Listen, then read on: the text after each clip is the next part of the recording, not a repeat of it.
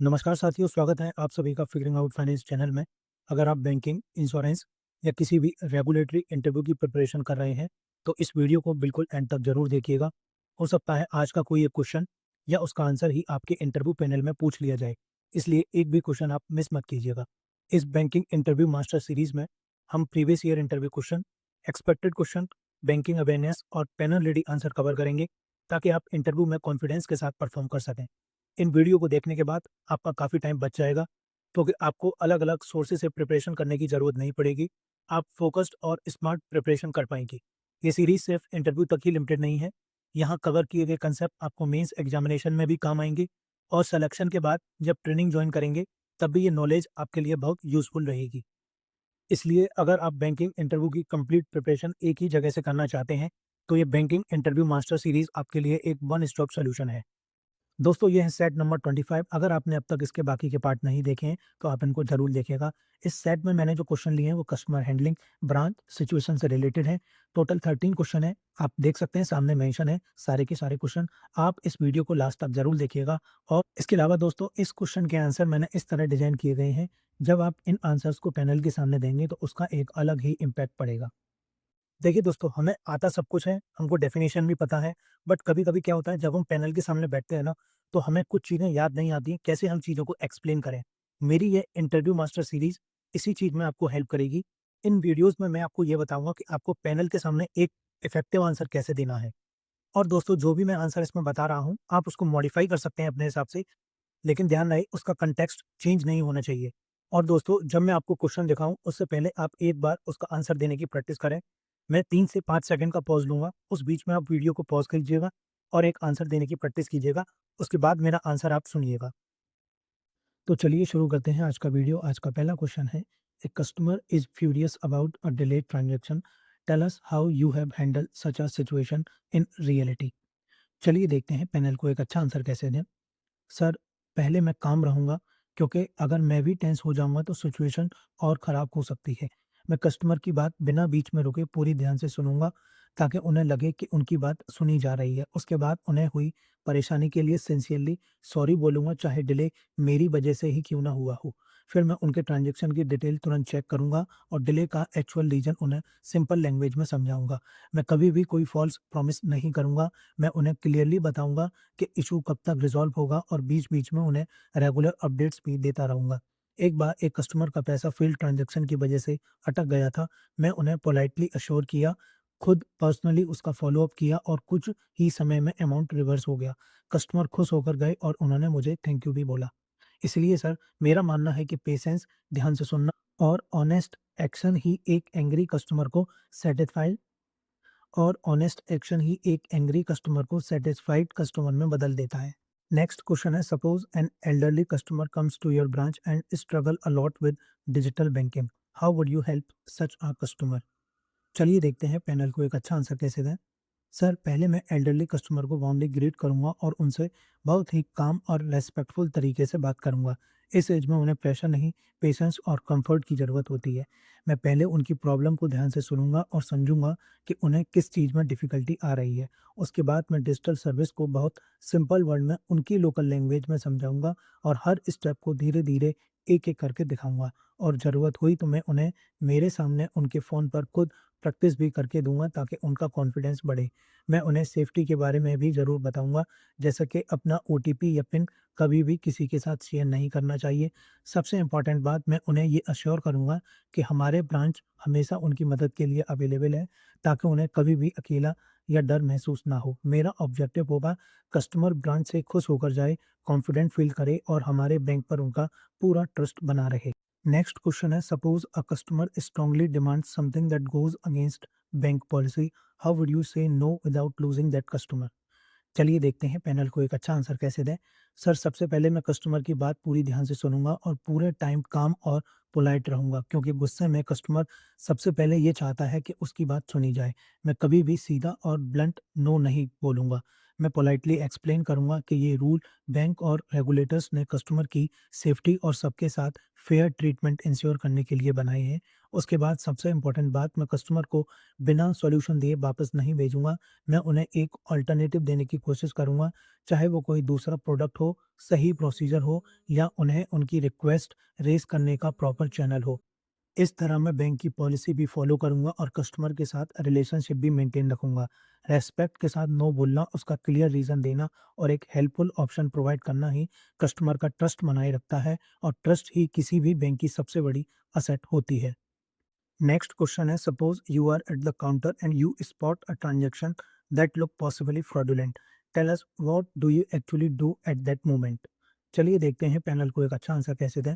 Sir, सबसे पहले मैं काम रहूँगा और कस्टमर को डायरेक्टली अलर्ट या ब्लेम नहीं करूँगा, क्योंकि जो ट्रांजैक्शन सस्पिशियस लग रही है, ज़रूरी नहीं कि वो फ्रॉड ही हो, वो जेन्युइन भी हो सकती है। मैं पोलाइटली ट्रांजैक्शन को थोड़ा स्लो करूँगा, जैसे ही एक एडिशनल वेरिफिकेशन या आईडी चेक के लिए रिक्वेस्ट करूँगा, ताकि मुझे डिटेल वेरीफ़ाई करने के लिए थोड़ा टाइम मिल जाए। उसके बाद मैं क्वाइटली सिग्नेचर, अकाउंट का बिहेवियर, ट्रांज़ैक्शन अमाउंट का पैटर्न और अगर कोई रेड फ्लैग है तो उन्हें दोबारा चेक करूँगा। अगर वेरिफ़िकेशन के बाद भी मुझे डाउट रहता है तो मैं अपने लेवल पर ट्रांज़ैक्शन क्लियर नहीं करूँगा। मैं तुरंत अपने सीनियर ऑफ़िसर या ब्रांच मैनेजर को इन्फॉर्म करूँगा और बैंक की लेट डाउन प्रोसीजर को फ़ॉलो करूँगा। साथ ही मैं प्रॉपर रिकॉर्ड्स मेंटेन करूँगा और पूरी कॉन्फिडेंशियलिटी भी इंश्योर करूँगा। मेरा ऑब्जेक्टिव होगा बैंक और जेन्युइन कस्टमर दोनों को प्रोटेक्ट करना, बिना पैनिक क्रिएट किए और बिना किसी कस्टमर को इंसल्ट किए। यानी rules first, politeness always. Next question है, suppose a high value customer comes to your branch angry and threaten to close their account. How would you handle this situation. चलिए देखते हैं पैनल को एक अच्छा आंसर कैसे दें। सर, सबसे पहले मैं काम रहूँगा और पोलाइट रहूँगा, क्योंकि जो कस्टमर गुस्से में होता है, वो सबसे पहले ये चाहता है कि उसकी बात ध्यान से सुनी जाए। मैं उन्हें साइड में ले जाऊँगा, उन्हें बैठने के लिए कहूँगा और बिना बीच में रोके उनकी पूरी बात सुनूँगा, ताकि मुझे उनकी प्रॉब्लम की असली वजह समझ आ सके। कई बार प्रॉब्लम पैसे की नहीं होती, बल्कि पुअर सर्विस या किसी छोटी-सी मिसअंडरस्टैंडिंग की होती है। उसके बाद मैं उन्हें हुई परेशानी के लिए सिंसियरली सॉरी बोलूँगा और उन्हें अश्योर करूँगा कि मैं पर्सनली इस मैटर को देखूँगा। अगर इश्यू मेरे लेवल पर रिज़ॉल्व हो सकता है, तो मैं उसे जल्द से जल्द रिज़ॉल्व करूँगा और अगर उसके लिए हायर अप्रूवल की ज़रूरत होगी, तो मैं तुरंत अपने सीनियर ऑफ़िसर को इन्वॉल्व करूँगा। मैं उन्हें पोलाइटली बैंक के साथ उनके अच्छे रिलेशनशिप और उन्हें मिल रही सर्विसेज़ की भी याद दिलाऊँगा। मेरा ऑब्जेक्टिव उनके गुस्से को ट्रस्ट में बदलना होगा, क्योंकि ये लॉयल कस्टमर को रिटेन करना, उसे लूज़ करने से हमेशा बेटर होता है। Next question है, imagine you are at the branch, there is a long queue of customer and suddenly the server goes down. How will you manage the situation in practice? चलिए देखते हैं panel को एक अच्छा answer कैसे दें। Sir, इस सिचुएशन में मेरी सबसे पहली रिस्पॉन्सिबिलिटी रहेगी कि मैं खुद काम रहूँगा, क्योंकि अगर मैं पैनिक करूँगा तो कस्टमर भी और ज़्यादा पैनिक हो जाएँगे। सबसे पहले मैं सभी कस्टमर को पोलाइटली इन्फॉर्म करूँगा कि सर्वर टेम्परेरीली डाउन है, लेकिन उनका काम बिल्कुल सेफ है और जैसे ही सर्वर रिस्टोर होगा, उनका काम प्रायोरिटी के साथ किया जाएगा। क्लियर इन्फॉर्मेशन देने से कस्टमर का गुस्सा और फ्रस्ट्रेशन काफ़ी हद तक कम हो जाती है। उसके बाद मैं तुरंत आईटी टीम या हायर ऑफिशियल को इन्फॉर्म करूँगा, ताकि प्रॉब्लम को जल्द से जल्द रिज़ॉल्व किया जा सके।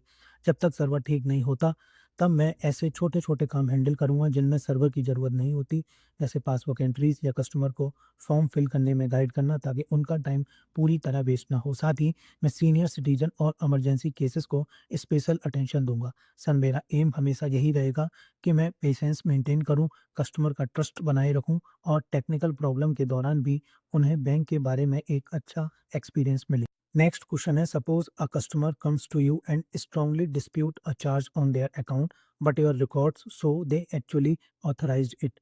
How would you handle this situation. चलिए देखते हैं पैनल को एक अच्छा आंसर कैसे दें। सर, पहले मैं काम रहूँगा और कस्टमर की बात पूरे पेशेंस के साथ सुनूँगा, क्योंकि जो कस्टमर अपसेट होता है, वो सबसे पहले ये फ़ील करना चाहता है कि उसकी बात ध्यान से सुनी जा रही है। उसके बाद मैं उन्हें अश्योर करूँगा कि मैं पूरी ट्रांज़ैक्शन को प्रॉपर्ली चेक करूँगा। उसके बाद मैं उन्हें अश्योर करूँगा कि मैं पूरी ट्रांज़ैक्शन को प्रॉपर्ली चेक कर रहा हूँ। फिर मैं क्वाइटली रिकॉर्ड्स ओपन करके ट्रांज़ैक्शन की सारी डिटेल वेरीफ़ाई करूँगा। जब कन्फर्म हो जाएगा कि ट्रांज़ैक्शन कस्टमर ने ही ऑथराइज़ की थी, तब मैं उन्हें पोलाइटली और सिंपल लैंग्वेज में समझाऊँगा। मैं उन्हें ट्रांज़ैक्शन की डेट, अमाउंट और ऑथराइज़ेशन का प्रूफ़ दिखाऊँगा, बिना उन्हें ब्लेम किए। कई बार कस्टमर जेनुइनली अपनी ट्रांज़ैक्शन भूल जाता है, इसलिए मैं उन्हें बेनिफिट ऑफ डाउट दूँगा और पूरी कन्वर्सेशन के दौरान रिस्पेक्टफुल रहूँगा। अगर इसके बाद भी कस्टमर सैटिस्फाई नहीं होते, तो मैं उन्हें फॉर्मल कंप्लेंट या ग्रीवियंस प्रोसेस के बारे में गाइड करूँगा। मेरा ऑब्जेक्टिव हमेशा ये रहेगा कि बैंक के रिकॉर्ड्स भी प्रोटेक्ट रहें और कस्टमर का ट्रस्ट और डिग्निटी भी मेंटेन रहे। नेक्स्ट क्वेश्चन है, suppose you are an officer and a complaint comes to you against a staff member working under you, how would you handle it? चलिए देखते हैं पैनल को एक अच्छा आंसर कैसे दें। सर, सबसे पहले मैं काम रहूँगा और कंप्लेंट को पूरी ध्यान से सुनूँगा बिना जल्दी कोई रिएक्शन दिए। मेरा मानना है कि हर कंप्लेंट को फेयर हियरिंग मिलनी चाहिए, लेकिन सच जाने बिना किसी के बारे में जजमेंट नहीं बनाना चाहिए। इसके बाद मैं क्वाइटली फैक्ट वेरीफाई करूँगा और दोनों साइड की बात समझने की कोशिश करूँगा। मैं अपने स्टाफ मेंबर से भी प्राइवेट में रेस्पेक्टफुली बात करूँगा और उन्हें अपनी बात एक्सप्लेन करने का पूरा मौका दूँगा। अगर उनसे कोई मिस्टेक हुई होगी तो मैं उन्हें पोलाइटली गाइड करूँगा और उसे करेक्ट करने की कोशिश करूँगा। मैं उन्हें सबके सामने एम्बैरेस या इंसल्ट नहीं करूँगा। अगर मैटर सीरियस नेचर का होगा तो मैं बैंक के रूल्स और प्रोसीजर फॉलो करूँगा और अपने सीनियर्स को भी एप्रोप्रिएटली इन्फॉर्म करूँगा। मेरा ऑब्जेक्टिव हमेशा ये रहेगा कि प्रॉब्लम का फेयर सॉल्यूशन निकले, कस्टमर भी सैटिस्फाइड रहें और मेरी टीम की डिग्निटी और मोरल भी मेंटेन रहे। मेरे लिए हर सिचुएशन में बैलेंस और फेयरनेस सबसे ज़्यादा इम्पोर्टेंट है। नेक्स्ट क्वेश्चन है, suppose you are at your branch counter and a colleague sitting next to you speaks rudely to a customer right in front of you. What would you do in that moment? चलिए देखते हैं panel को एक अच्छा answer कैसे दें। Sir, सबसे पहले मैं काम रहूँगा और तुरंत कोई शार्प रिएक्शन नहीं दूँगा, क्योंकि कस्टमर के सामने रिएक्ट करने से सिचुएशन और ख़राब हो सकती है। मेरी पहली रिस्पॉन्सिबिलिटी कस्टमर की डिग्निटी को प्रोटेक्ट करना होगी, इसलिए मैं पोलाइटली कस्टमर को ग्रीट करूँगा और उनका काम हैंडल करने की कोशिश करूँगा, ताकि उन्हें रिस्पेक्ट और कंफर्टेबल फ़ील हो। मैं अपने कलीग को पब्लिक में नहीं डाँटूँगा, क्योंकि उससे उनकी एम्बैरेसमेंट होगी और ब्रांच का एनवायरनमेंट भी ख़राब हो सकता है। कस्टमर के जाने के बाद मैं उनसे प्राइवेटली और फ्रेंडली मैनर में बात करूँगा। हो सकता है वो स्ट्रेस में हो या उनका दिन अच्छा ना रहा हो। मैं उन्हें पोलाइटली याद दिलाऊँगा तो कस्टमर ही हमारे बैंक की वजह से हैं और अच्छा बिहेवियर ही ट्रस्ट बिल्ड करता है। अगर ऐसा बिहेवियर बार-बार रिपीट होता है तो मैं रिस्पेक्टफुली अपने सीनियर को इन्फॉर्म करूँगा। नेक्स्ट क्वेश्चन है, in a bank you will always have sales target to meet. Tell me how would you balance those target with the genuine interest of the customer? चलिए देखते हैं panel को एक अच्छा answer कैसे दें। सर, मेरे लिए सेल्स टारगेट और कस्टमर इंटरेस्ट एक दूसरे के अपोजिट नहीं है। लॉन्ग रन में ये दोनों साथ-साथ चलते हैं। मेरा अप्रोच सिंपल है, मैं सबसे पहले कस्टमर की एक्चुअल नीड, इनकम और कंफर्टेबल लेवल को समझूँगा, उसके बाद ही कोई प्रोडक्ट सजेस्ट करूँगा। अगर प्रोडक्ट कस्टमर के लिए जेन्युइनली सूटेबल है, तो उससे कस्टमर को भी बेनिफिट होता है और बैंक को भी। मैं सिर्फ टारगेट कंप्लीट करने के लिए नहीं, कभी भी किसी कस्टमर पर प्रोडक्ट पुश नहीं करूँगा, क्योंकि मिस सेलिंग से ट्रस्ट टूट जाता है, बाद में कंप्लेंट्स भी आती हैं और बैंक को ही लॉस होता है। एक सैटिस्फाइड कस्टमर बैंक के साथ लॉन्ग टर्म तक जुड़ा रहता है, फ्यूचर में और प्रोडक्ट भी लेता है और दूसरे लोगों को भी रेफ़र करता है। इसलिए ऑनेस्ट सेलिंग ही मुझे टारगेट अचीव करने में और ज़्यादा हेल्प करती है। मेरा मानना है कि बैंक का असली टारगेट कस्टमर सैटिस्फैक्शन होना चाहिए, सेल्स उसका नेचुरल रिज़ल्ट होती है। इस तरह मैं कस्टमर के इंटरेस्ट के साथ-साथ बैंक की रेपुटेशन को भी प्रोटेक्ट कर सकता हूँ। नेक्स्ट क्वेश्चन है, suppose a customer comes to you wanting a loan that going by their income and paper, they clearly can not repay, how would you handle this situation? चलिए देखते हैं panel को एक अच्छा आंसर कैसे दें।